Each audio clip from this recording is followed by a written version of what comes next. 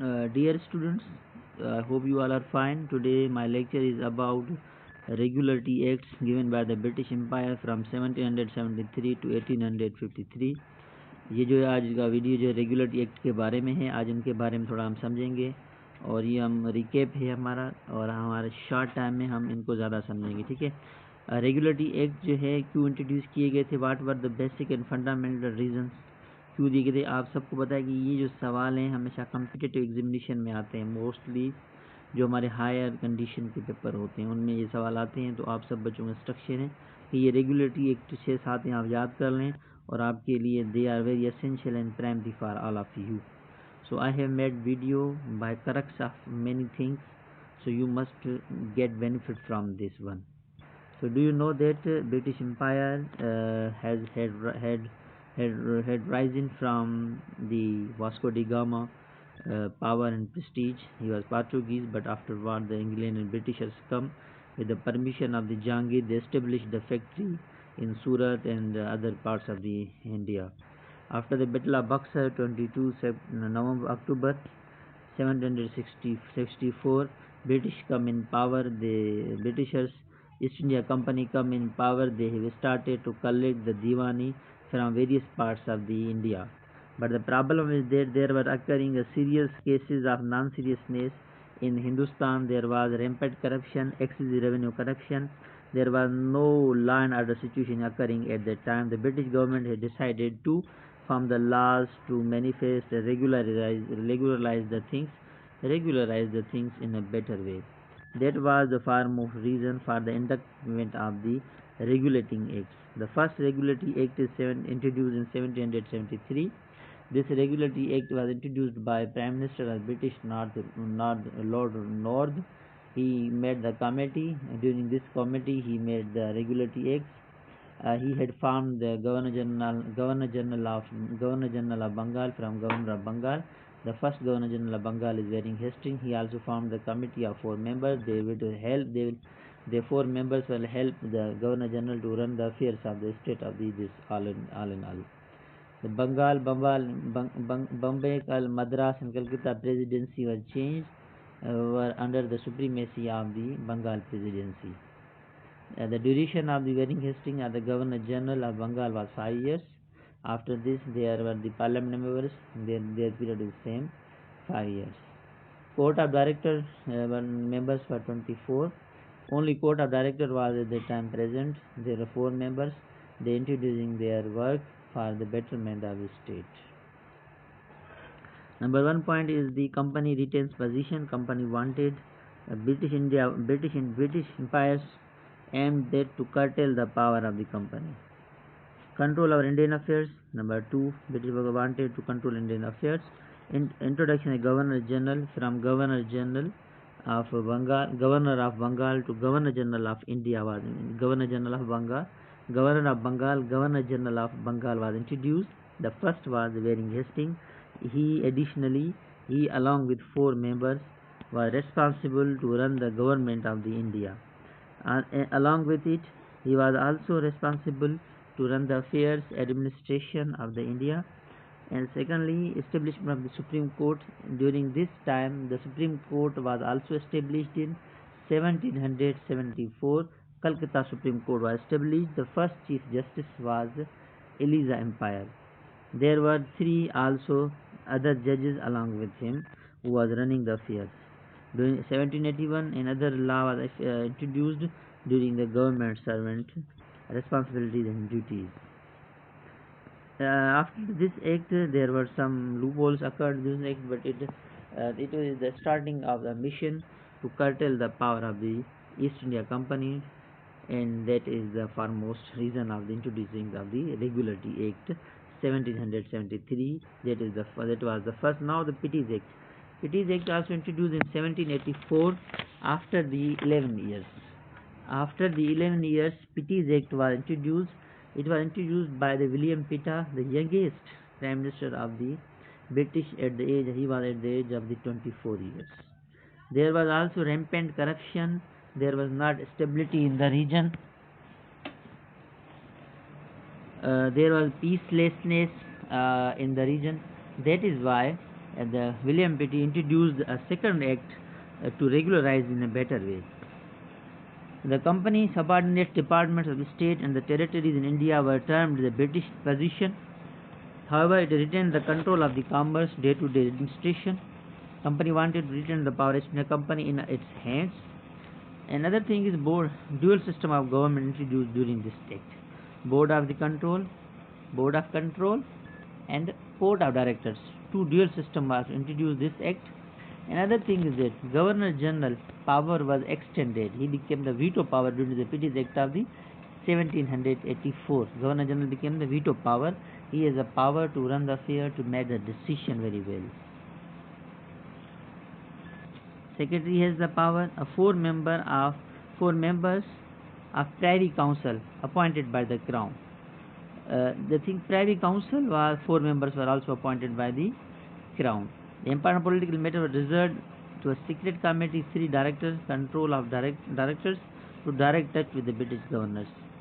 Governor General and Commander-in-Chief. The Council of Governor General reduced to 3 members including the Commander-in-Chief. इसमें क्या हुआ कि जो प्राइवी काउंसिल 4 मेंबर्स की बनाई गई, ये मेजर था, और गवर्नर जनरल को वीटा किया गया था। गवर्नर अपने खुद मुख्तियार फैसले ले सकता है। उसमें क्या था कि खुद मुख्तियार नहीं था गवर्नर जनरल, उसकी वजह से थोड़े प्रॉब्लम्स गवर्नर जनरल को आ रहे थे 1773 के एक्ट में। आगे चलते हैं हम। The governor general commander chief. The council of governor general was reduced to 3 members including the commander in chief.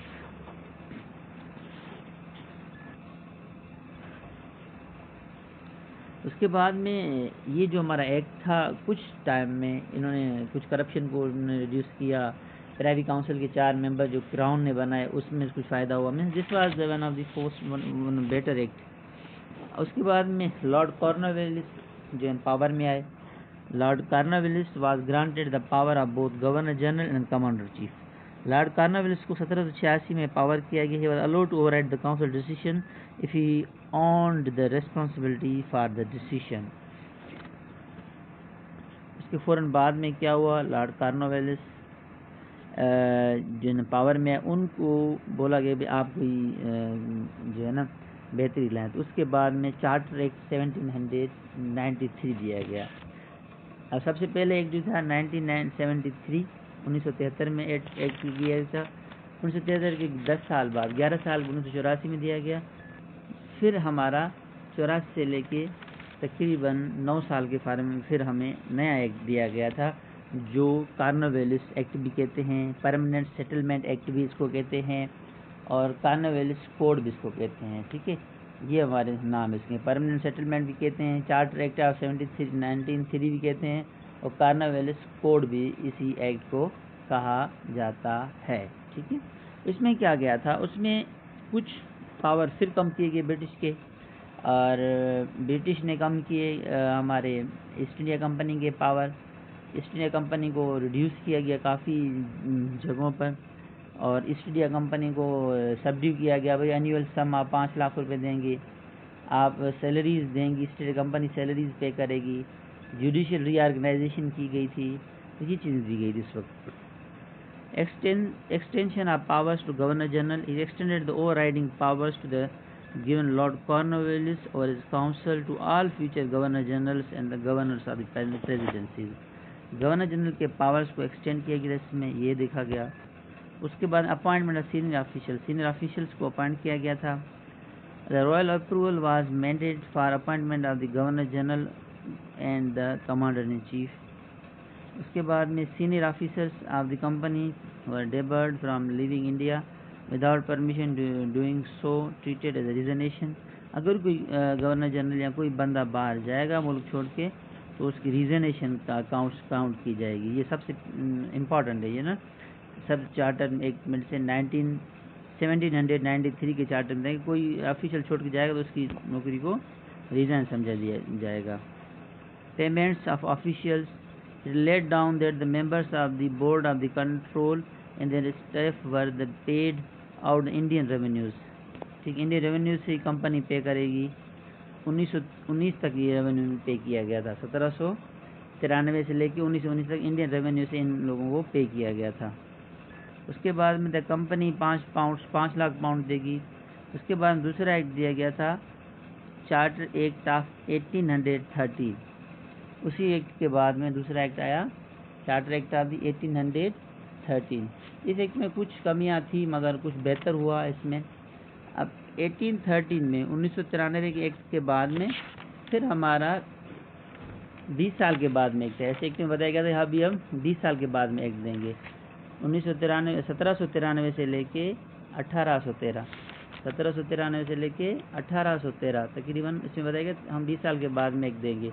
ये सबसे पहले 1773 में एक्ट आया, फिर 1784 11 साल में, फिर हमारा 84 के बाद में 9 साल के बाद में आया। अब 93 से इन्होंने बताया कि 1793 से बताया कि हम 20 साल के बाद में एक्ट देंगे। 1813 में इनका एक्ट आया, ठीक है। इनका 1813 में जो एक्ट था उसमें कुछ और डिमांड्स थी। सबसे पहले बताया कि भाई कमर्शियल मोनोपोली अब ईस्ट इंडिया कंपनी की नहीं चलेगी। 1813 के एक्ट में क्या बताया, कमर्शियल मोनोपोली जो है ईस्ट इंडिया कंपनी की नहीं चलेगी, सिर्फ चाय और चाइना के कारोबार, चाय के कारोबार में ईस्ट इंडिया कंपनी कर सकती है काम, और चाइना के कारोबार में ये काम कर सकती है। ये चाइना में उनको ट्रेड की इजाज़त है।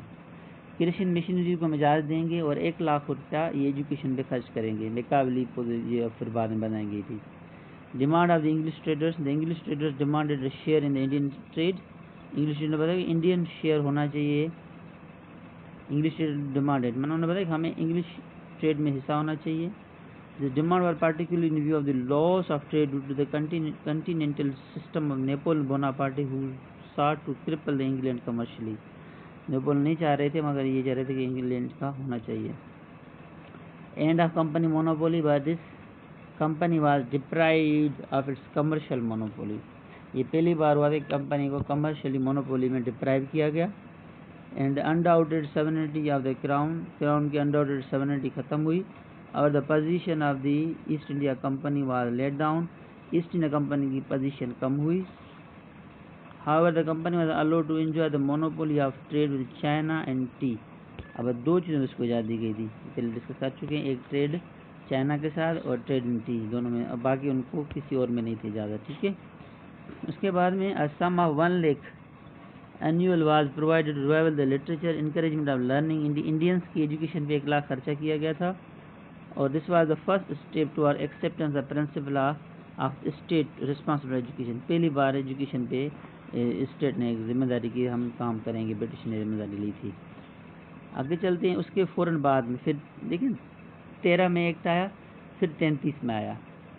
1813 1793 1813 1833 1813 का जो एक्ट था उसमें आपको ने बताया कि मोनोपोली ख़त्म की गई। 1833 में फिर और किसी मोनोपोली और ख़त्म की गई। उनमें जो है ईस्ट इंडिया कंपनी का रूल जो है ना, फिर चाय के बारे में उनको पाबंदियाँ लगा दी कि आप जो है टी का भी कारोबार ख़त्म हो गया, उनका चाय का भी कारोबार उनका ख़त्म हो गया। उसके बाद में गवर्नर जनरल ऑफ बंगाल को पोजीशन बढ़ा के गवर्नर जनरल ऑफ इंडिया किया गया। ये बेहतर पोजीशन थी। सिविल सर्विसेज इंट्रोड्यूस की गई थी। मैकावलवी यहाँ थे, मैकावलवी उन्होंने शुरू किया था। The company trade situation, the lease of 20 years provided to the company under Charter Act 1813। Position of territory is in the revenue collection. However, the company monopoly over trade with China and the sea in the tea खत्म हो गई monopoly. European immigration are restrictions on the European immigrations and acquisition of property in India were lifted, which paved the way for the wholesale European colonization India. Lifted ban खत्म हो गया, हर बंदा कारोबार कर सकता है। इंट्रोडक्शन ऑफ गवर्नर जनरल, सबसे पहले गवर्नर विलियम बेंटिक था गवर्नर जनरल ऑफ इंडिया और गवर्नर जनरल ऑफ विलियम हस्टिंग्स था। He was given the power superintendent control and direct all civil and military affairs। Governor general India को power दिए गए civil military affairs को control curtail करने के लिए। All revenue were raise under the authority, सारे revenue इनके under में थे, ये अथॉरिटी था, ये कंट्रोल भी करता था, कर्टेल भी करता था। He had complete control over the expenditure too, इसका कंट्रोल एक्सपेंडिचर भी था, रेवेन्यू पर भी था। विलियम बेंटिक पहला था और लॉ कमीशन ही बनाई गई, इसके through consolidate of the issues किए जाते थे। उसके बाद में it added 4 ordinary members to governor general council.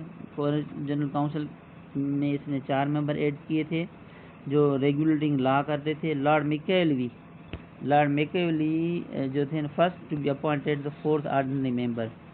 Lord Macaulay पहले जो मेंबर थे, 4 ऑर्डिनरी मेंबर थे गवर्नर जनरल काउंसिल के, जिन्होंने गवर्नर जनरल को बेहतर काउंसिल को बेहतर करने के लिए कोशिश की थी। This is about the Charter Acts. I hope you understand this. Now there is a last Charter Act. There is a Charter Act of the 1853. 1853 charter में कंपनी वो परेशान हो गई, कंपनी अभी करना क्या है, मैं तो खामोश रहे, तो उन्होंने फिर उसकी नतीजे में 1857 का जंग हुई। The company institution, the company was continue position stated the parliament provided otherwise. अब पार्लियामेंट क्या कहेगी ये था, उनमें डाउट था। The company patronage the service were dissolve, the service were now, अभी पेट्रोनी परेशान थी भाई, सर्विस डिजॉल्व होगी। अच्छा, डिजॉल्व कम्पिटिटिव एग्जामिनेशन। अब कम्पिटिटिव एग्जामिनेशन में क्या हुआ, पहले उनके बेटे और बेटियां होती थी जो कंपनी के हेड होते थे, अब ये नहीं हुआ। अब ये मेरिट पे एक चीज़ आई कि भाई जो बंदा एहल होगा वही आएगा, ये 1853 में बताया गया। 4 ऑर्डिनरी मेंबर जो एड किए गए थे, गवर्नर एग्जीक्यूटिव काउंसिल लॉर्ड मैकावली थे जो एजुकेशन में और दूसरे अफेयर पर काम कर रहा था। इंडियन लेजिस्लेटिव काउंसिल बनाई गई जो इंडियन लेजिस्लेटिव को प्रोमोलगेट कर रहे थे, इसी वजह से जो है ना ये बेहतरी। उसके फ़ौरन बाद में 1857 का रिवोल्ट हुआ। 1857 रिवोल्ट के बाद में फिर 1857 का ये 1850 का भी एक्ट आया। यह हम अगले लेक्चर में इंशाल्लाह पढ़ेंगे 1850 एक्ट में क्या हुआ था। एंड ऑफ कंपनी रूल हुआ था 1850 एक्ट में, उसमें सेक्रेटरी ऑफ स्टेट बना और उसकी काउंसिल बनी। ये हम इंशाल्लाह अगले लेक्चर में पढ़ेंगे कि ना ये सेक्रेटरी क्या था। फर्स्ट वाइसराय ऑफ इंडिया कौन था, लॉर्ड कैनिंग था, ये हम पढ़ेंगे इंशाल्लाह। लॉर्ड कॉर्नवालिस कौन था, ये first bring the into organise civil services, जो लॉर्ड कॉर्नवालिस ने सिविल सर्विस लाई थी 1797 में जो हमारा था, ठीक है। उसके बाद लॉर्ड कॉर्नवालिस और क्या क्या इंट्रोड्यूस द डिस्ट्रिक्ट फौजदारी कोर्ट्स, डिस्ट्रिक्ट फौजदारी कोर्ट, सर्किट कोर्ट्स भी लॉर्ड कॉर्नवालिस लाए, सर्किट कोर्ट्स भी लॉर्ड कॉर्नवालिस लाए, डिस्ट्रिक्ट फौजदारी भी कोर्ट कॉर्नवालिस लाए, ठीक है। ये थे। रेवेन्यू सिस्टम भी लॉर्ड कॉर्नवालिस ने दिया, प्रिंसिपल ऑफ सॉवरेनिटी भी लॉर्ड कॉर्नवालिस ने दिया, तो he was one of the best personality of his time. William Bentinck he abolish the 4 circuit courts and transfer there functions in collectors. William Bentinck ने फिर ये 4 circuit को ख़त्म किया। विलियम बेल्टिक ने क्या किया, एस्टेब्लिश द दीवानी सदर अदालत, सदर दीवानी अदालत विलियम बेल्टिक ने की। सदर निज़ामत अदालत इलाहाबाद में, सदर निज़ामत अदालत भी विलियम बेल्टिक ने की थी अपने वक्त में। इंग्लिश में रिप्लेस पर्शियन, इंग्लिश न्यूज़पेपर की जगह विलियम बेल्टिक ने Persian newspaper the official language, William Bentinck ने पर्शियन ज़बान को ऑफिशियल ज़बान किया था। उसके बाद में civil procedure code, the Indian penal code, William Bentinck ने सिविल प्रोसीड्यूर कोड भी 1859 में किया। Indian penal code William Bentinck ने 1860 में किया और क्रिमिनल प्रोसीड्यूर कोड भी 1861 में विलियम बेल्टिक ने किया था। ये हमारी जो हिस्ट्री थी इसके बारे में, हमारे हिस्टोरिकल बैकग्राउंड्स के बारे में। फिर सेम है सुप्रीम कोर्ट जो है हमारा स्टेबल सुप्रीम कोर्ट कब हुआ, सुप्रीम कोर्ट हमारा पिटीज़ एक्ट 1786 में हुआ, ये पूछ रहा है। सुप्रीम कोर्ट हमारा कब हुआ था, 1773 में हुआ था। किसने किया था, हमारा लॉर्ड ब्रूक में, हमने पढ़ चुके हैं अभी, ठीक है। अब सुप्रीम कोर्ट वो नहीं था, वो था हमारा हाई कोर्ट, ठीक है, जो हमारा सुप्रीम कोर्ट कलकत्ता का था, ठीक है। मगर इससे मतलब सुप्रीम कोर्ट इंडिया के पूरे अंडर में कब हुआ, 1784 में हुआ। ओपन मेरिट कब हुई पेपरों में, 1833 में हुई। लेजिस्लेशन को एग्जीक्यूटिव से कब ख़त्म किया गया, 1853 में किया गया था, ठीक है। अब 1773 में क्या हुआ था, establishment of the governor general council हुई, ठीक है। वेरिंग हेस्टिंग क्या बन गए, गवर्नर जनरल बन गए। इसके अंडर में 4 लोग आए थे और इसके अंडर में क्या थी, बंगाल, मद्रास, बॉम्बे, इसके अंडर में प्रेसिडेंसी काम करती थी। और क्या 1773 के एक्ट में 4 मेंबर एग्जीक्यूटिव काउंसिल बनाई गई, गवर्नर जनरल को एडवाइस करती थी। प्राइवेट ट्रेड को बेहतर किया गया और सुप्रीम कोर्ट बनाया गया कलकत्ता में 1774 में, ठीक है। ये था 1773 में। 1773 के बाद में 1833 का एक्ट भी मेजर है। The office of governor general, the governor general of Bengal क्या बन गए, गवर्नर जनरल इंडिया बन गए। Legislative power, the presidency of Bombay and Madras और deprived of legislative power, governor general of India was given the civil military power को दिए गए थे, ठीक है। The first governor general of India was Lord Bentinck, governor India कौन थे, Lord Bentinck थे, ठीक है। एडमिनिस्ट्रेटिव बॉडी कंपनी थी, उनके अंडर में ही काम कर रहे थे, ठीक है। ये हमारा था इसके बारे में। सिविल सर्विसेज हमारे जो बेहतर की गई 1837 में। उसके बाद में 1858 में the concept of merit based civil service India introduce on recommendation of Lord Macaulay की कहने पर ही सिस्टम को बेहतर किया गया। चार्टर ऑफ 1857 में भी ये बताया गया। सेपरेशन ऑफ पावर हुआ, पावर जो हमारा लिमिटेशन, इंडियन रिप्रेजेंटेशन की लिमिटेशन हुई। Introduction of civil service paper हुए। ये सारी जो है इसमें एक्ट में बताया गया था। I hope you understand very well and revise these things. These charter acts were essential for your success. Thank you.